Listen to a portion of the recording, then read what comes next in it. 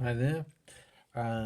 Continuation from yesterday, short story ideas based on what you absolutely know. So you got your workplace. Lots of different kinds of workplaces, aren't there? There's the service industry, which can be shops. It could be a call center. Um, you could work in an office. Maybe you're doing something a little bit more of a one-to-one stroke creative type thing where you work with a small team to produce, I don't know, movies, adverts.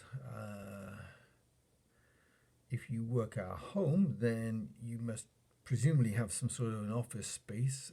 If you were, say, an artist, then making YouTube videos, then you would have a studio where you paint or do your other creations. Wherever it is, if you do any kind of work to earn money, then you've got some sort of a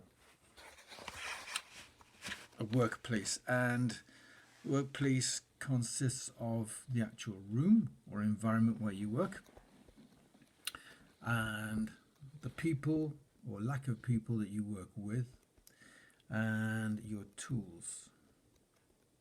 So, again, if a story consists of problems and the protagonist trying to overcome them, there could be problems with the environment, heating, lighting, etc. Same as at home, all these same considerations apply. How scary is your workplace? How scary could it be? And what is automated there that could suddenly go wrong? The sprinkler system, for example, and too much light, too much heat, freak weather, you getting cut off, or being called home, or needing to go home.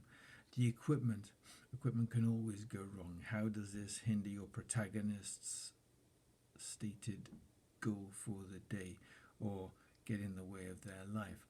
Demands by their fellow employees,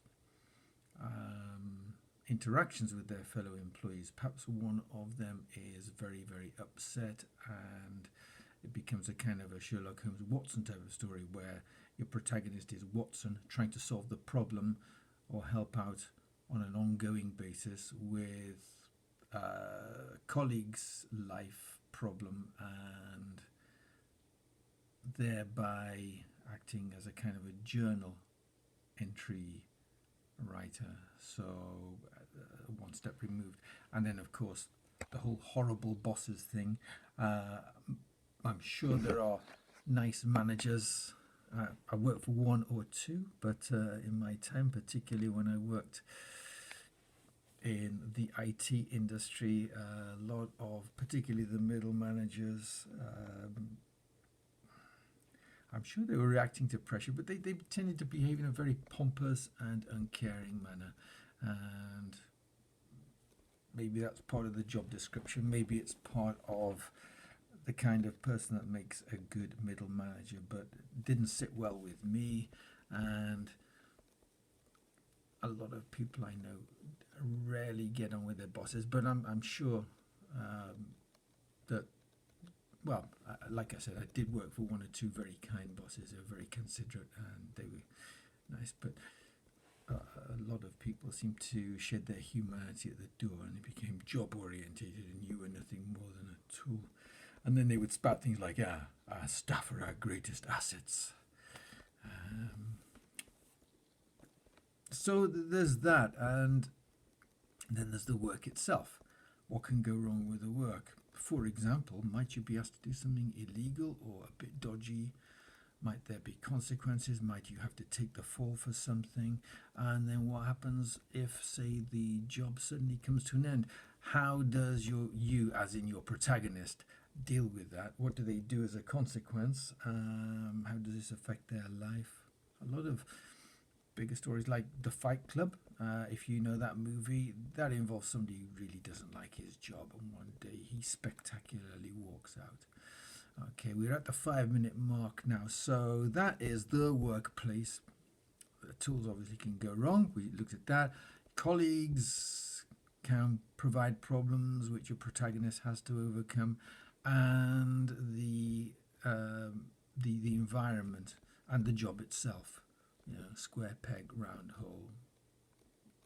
What does the protagonist do to overcome this? And like I said a couple of times, this can be one of up to 3 problems in your short story that weave together to create a unique story and a rich texture.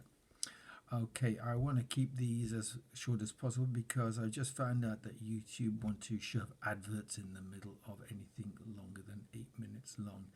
And I don't like these adverts at all. When they appear in the middle and somebody's paid for a 9-minute advert in a 7-minute video, it gets a bit like, especially since YouTube are keeping the money for themselves because I have had enough subscribers and viewers. Oh, talking of which, turn those buttons blue or whatever color they go if you find this useful and you think other people might as well.